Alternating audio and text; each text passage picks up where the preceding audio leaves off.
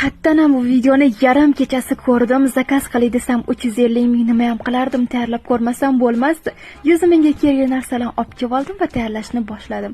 Demak, maydalab olingan pechenyeni eritilgan sariyog' solib aralashtirib olamiz. Sizlar ko'rib turgan qolipimizni ustidan quyib, ustini tekislab olib 15 daqiqaga muzxonaga yuboramiz. Tezda tvorojnisini tayyorlab olamiz. Agar xohlasanglar o'rniga suzma ishlasanglar ham bo'ladi. Ikkita tuxum, shakar solib aralashtirib olamiz. Ketidan qaymoq bilan shokoladni mikrovolnovkada eritib olib, massa ustidan qo'yib aralashtirib olsak bo'ldi.